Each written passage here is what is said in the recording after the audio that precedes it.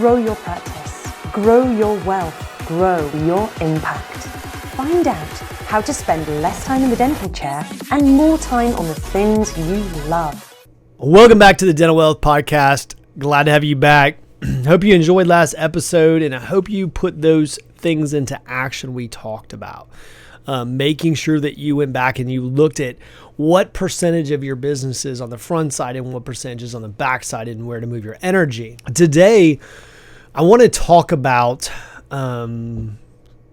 the experience with COVID for a little bit. And I think it's a great time to reflect, because what I want to do is reflect before mistakes are made again. And so it's a great time for you to just take a moment and say, what did you learn? What did you learn? And what do I mean by what did you learn? I also mean, like, who were you? What did you do in that time? See, I always think that it's during the difficult times that we find out who people are. And now we always say that, right? But I think more importantly, we find out who we are. Who do we become when shit hits the fan? When things get tough? Like, who are we at that moment? And I hope that you took my advice last time, and I think you should listen to this in the car. Maybe if you're on the way in, you listen to this on podcast on the way into work. We tend to try to get these out early so you can do that. But I also think it's good at the end of the day to sit back down, maybe reflect on it during the day, and then sit back down and watch it on YouTube. As I said last time, I keep these to about 20, 30 minutes, giving you the time to get some note paper out, like journal. Take something from this. Make sure you're getting from this time. If you're going to put in the time and invest the time, make sure you're actually doing something with the information. Who were you during that time?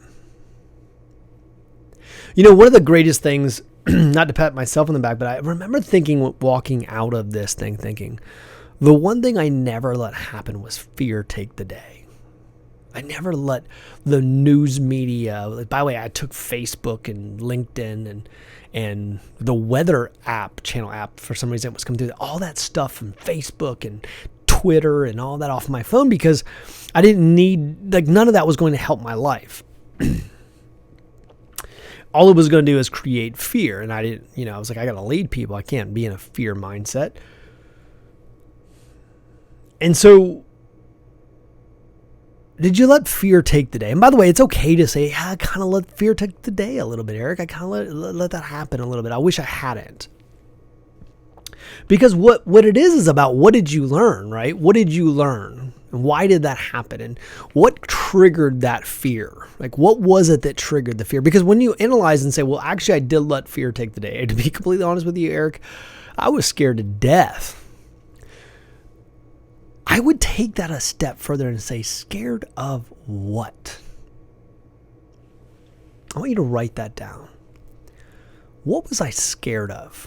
What caused that fear? What caused that emotion? Because there's a business lesson to learn here, and then there's a leadership lesson to learn here. Because if you think about it, like, when we look at what's happening, and let me tell you why I'm doing this podcast, by the way. Let me digress for a second, just talk about why I'm doing this podcast. Because what happens is, we went through this moment of fear where Congress was trying to figure out what they were going to do. The CARES Act there was no PPP funds. We didn't even know that was, remember, we didn't know there was going to be PPP.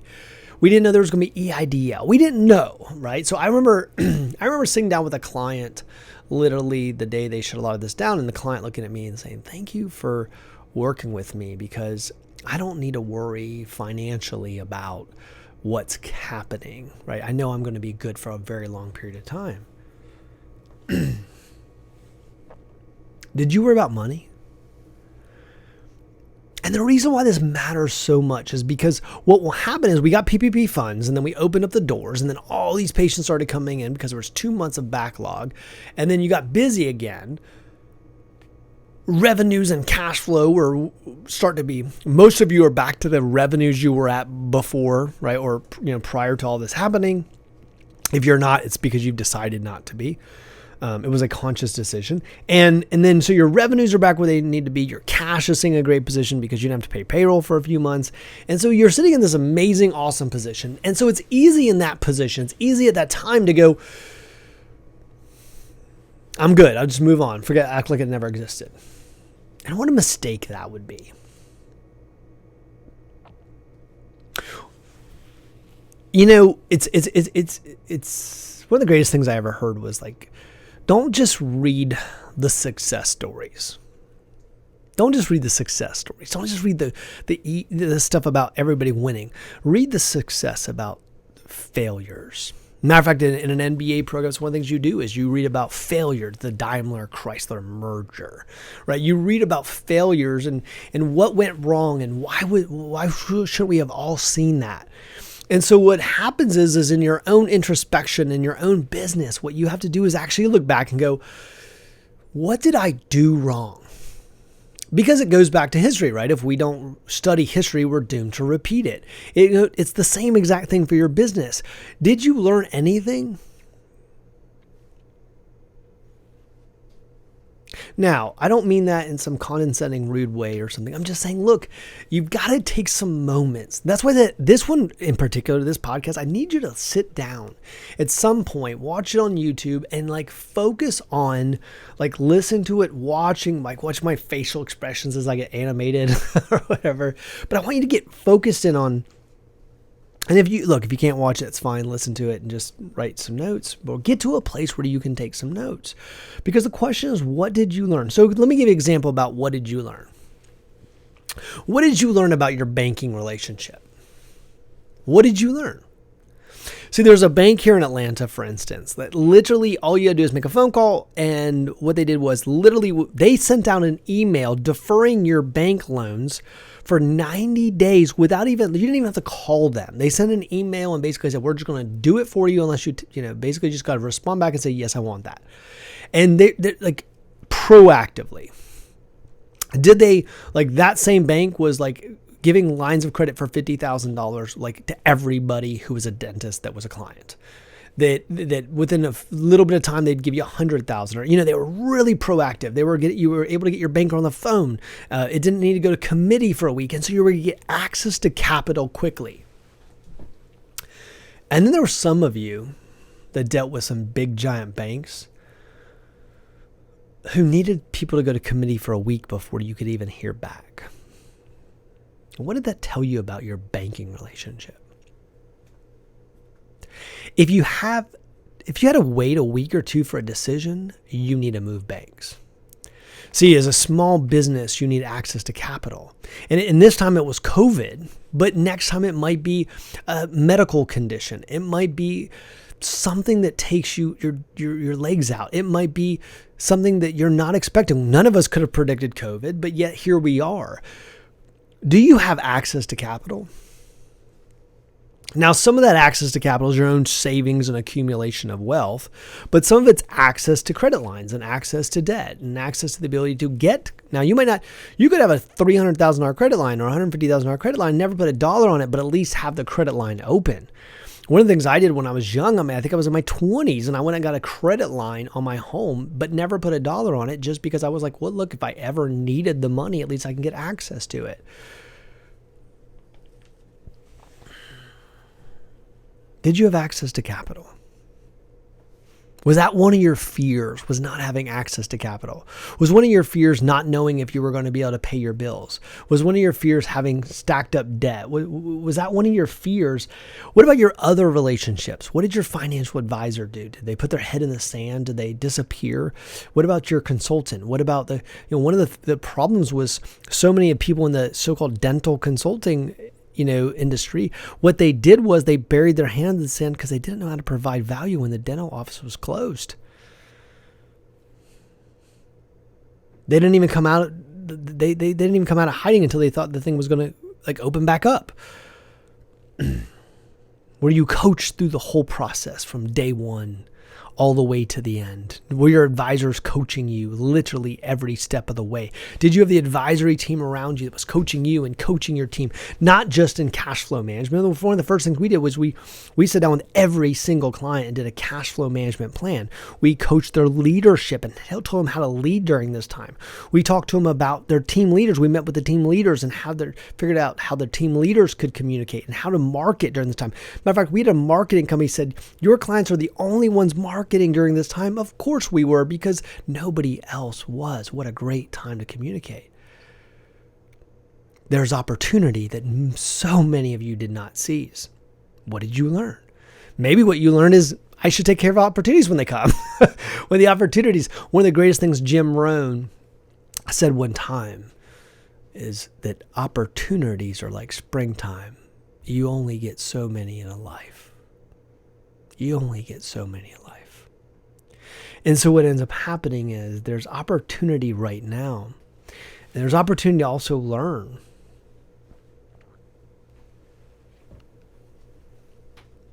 Did you go back to your core way of doing things? Some of you during this time had to innovate. Maybe you expanded hours, and maybe you used dentistry, and maybe you used new processes.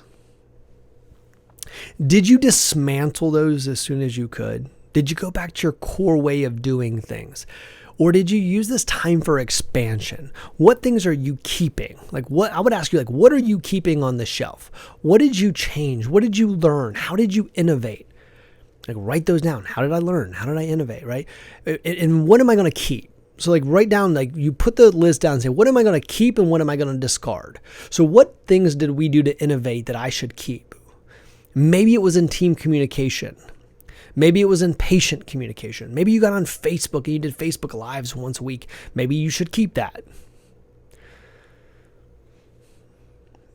What about your hours? Did you expand to meet demand? And did you see your revenues go up because you expanded to meet demand? And what if your demand was that same height and you were to have those same revenues? Some of you had the biggest Mays in June that you've ever had in your entire history of your company. And yet you're going back to the core way of doing things, which was getting half of that revenue. What would happen if you were able to maintain the way you're doing things during that time? And that's what you should be seeking out. What things should you take from that time as an opportunity to grow and innovate your company in a way, and sit around with your leadership team. If you don't if you don't have one, you need to build one. But sitting down and saying, what did we learn? Or sit down with your team. Hey guys, what did we learn from this experience?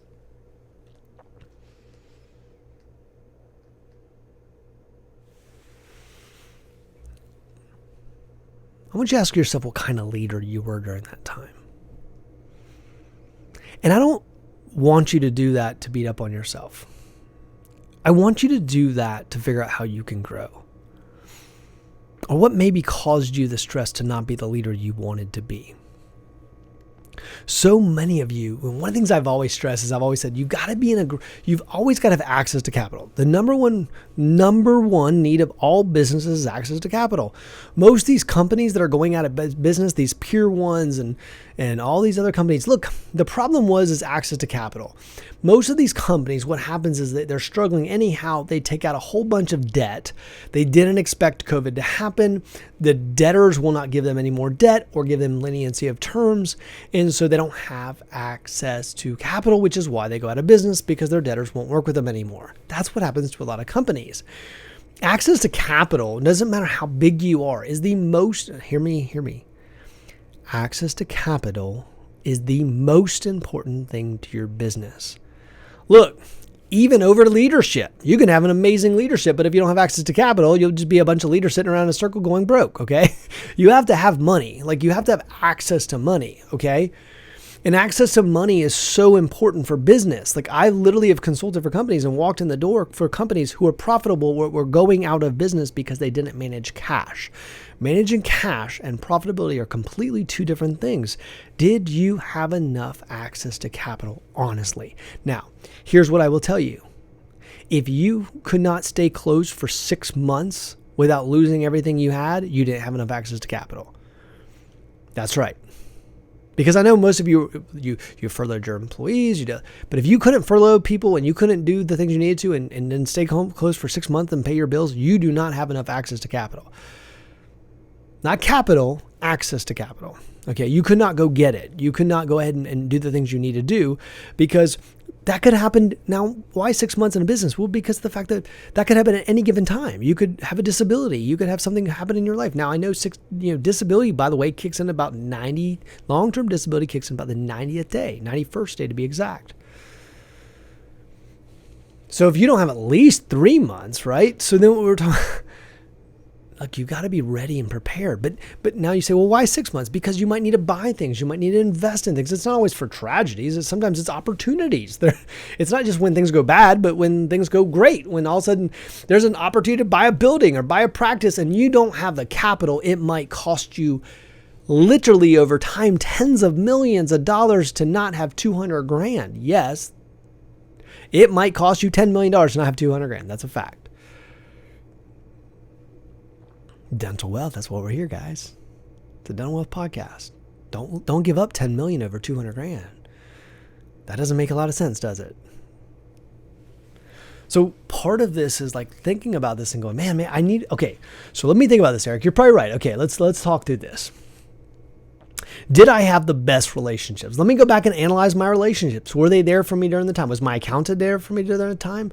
No, they weren't. I never even heard from them. They didn't even communicate with me until the very end. Gave me one document through email. Fire them. Go find somebody else.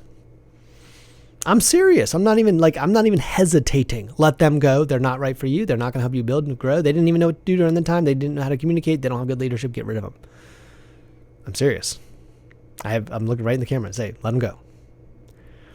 My financial advisor, never heard from him except for the mortgage crash, barely even communicated with me, didn't even know what to do. I was scared to death. I didn't know how to access capital. Let him go. Absolutely. This is how it's when the tough times come that you figure out if you got good relationships, guys. The great times, anybody can advise you. One of the things I said about how things were going so well, I said, look, everyone's a great dental business owner right now. The economy's kicking butt and taking names. Wait till all of a sudden something happens. You're going to find out really quick who's the good business owners. We did, didn't we? And if it wasn't for the PPP funds and the federal government stepping through, most of you were against General Motors getting a bailout many years ago, but you didn't have any problem with you getting a bailout. What would have happened had you not gotten the PPP funds and bailed out by the federal government? You were saved by the federal government. How many of you were saved by the federal government? You can't count on that. The last thing you want to do is count on the federal government, by the way. Did you have the right relationships? Were they there? Were they around you?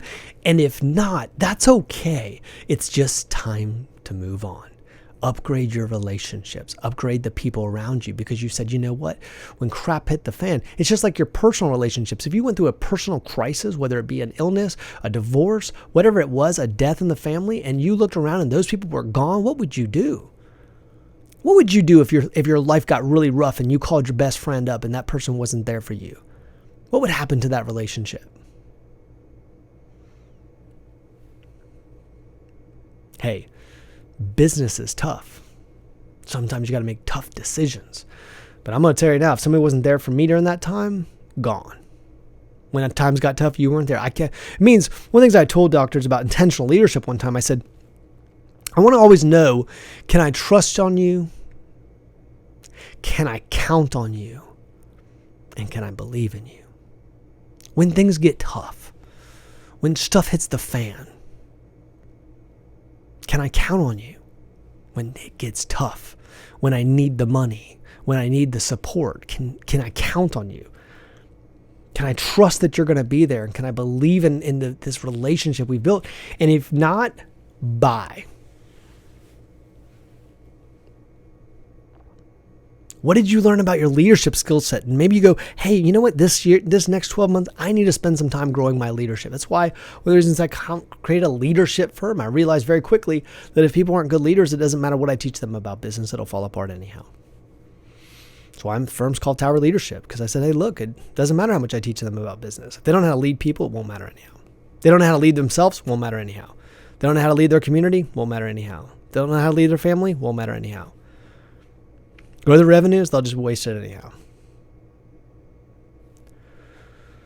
What did you learn about your leadership capabilities during this time? What did you learn about them during this time?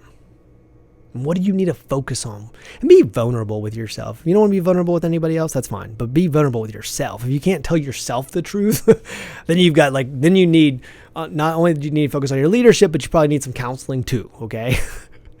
You need a new relationship. It's called a counselor, okay? Now, you got to be honest with yourself and say, look, did I mess this up? Did I mess up? Man, I wish I could go back. I really handled that crappy. The stuff got the fan. I got scared. I didn't communicate with my team. I didn't communicate with anybody. I went home, I drank, and I cried. Hey, look, if that's what you did, that's okay. Be honest. Some of you did an amazing job. You stood up. You communicated. You created a plan. Great. You know what? Don't just berate yourself. Congratulate yourself sometimes. If you did a great job in your leadership, what did you learn? I'm one hell of a leader. When shit hits the fan, I'm there. I know my team can count on me. I have the leadership skills necessary, and I'm only going to grow them. Don't just beat yourself up. Congratulate yourself. You did well. Hey, you own that stuff. You own it and say, look, I did really well in this area. You should own, write down, like you're taking notes, write down, hey, did really well in this. Man, I really did well at this. I should do more of this. I was really good at this. One of the things I realized was I really love leading people during times of crisis. Some people are just built for leading people in times of crisis. You ever notice that? Give yourself credit where it's due. Did you have enough cash? Right, I keep going back to this cash.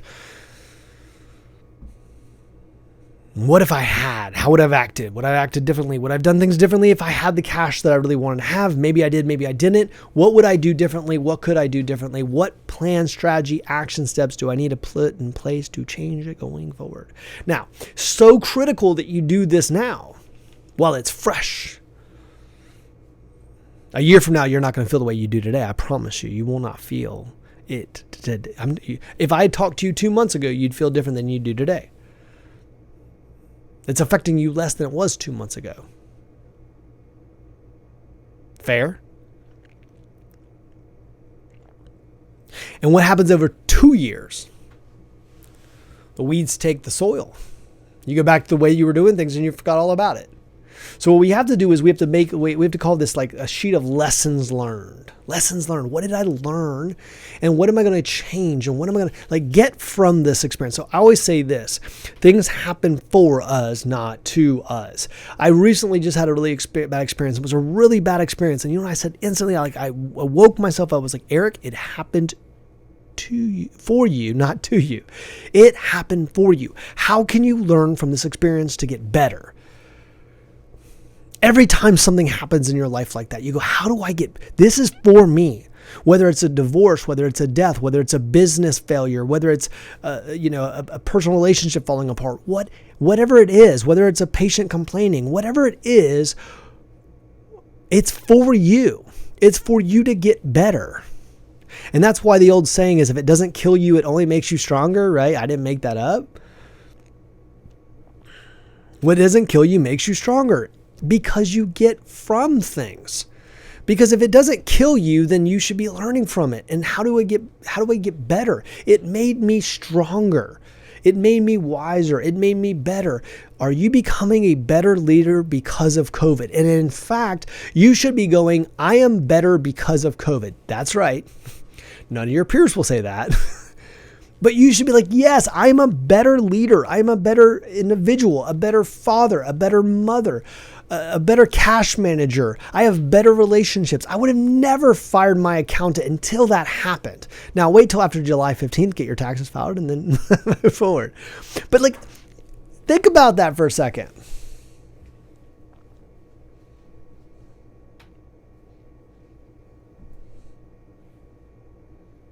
One of the things I want to give you is I applaud you for listening to this podcast. Look, sometimes it's hard to literally take the time to be introspective, especially when someone writes me, I'm holding a mirror up right now. If you guys don't see that, I'm holding a giant mirror up. Doesn't it hurt sometimes? Sometimes it hurts to hold a giant mirror up and look at ourselves. It's like that confrontation with ourselves. People don't like confrontation, let alone with themselves. And so what ends up happening is I'm holding up a giant mirror and saying I want you as your coach. I'm coaching you to say, you need to learn from this experience because there's so much to learn that'll make you better. Do not go back to the way you were doing things before. Do not have the same relationships you had before. Do not be the same cash manager, and do not be the same person. You should be a better person because of COVID. One of the greatest things I've ever heard is someone say to me, said, Eric, the problems, I'm so glad. I remember this saying. I'm so glad I had the problems I had when I was doing 500,000 in revenue. Because if I didn't have those problems, I would have never been able to handle 5 million in revenue. I would have never been able to handle the problems I had at 5 million in revenue dwarfed the problems that I had at 500,000. And it's because of that I had the problems at 50 million. And if I hadn't had those problems at 50 million, I would have never got to $500 million. And thank gosh for those problems at $500 million, because they allowed me to become a $5 billion company. Things happen for us, not to us. It's critical that you learn from this experience and you become better. Thanks for listening, guys. See you next time.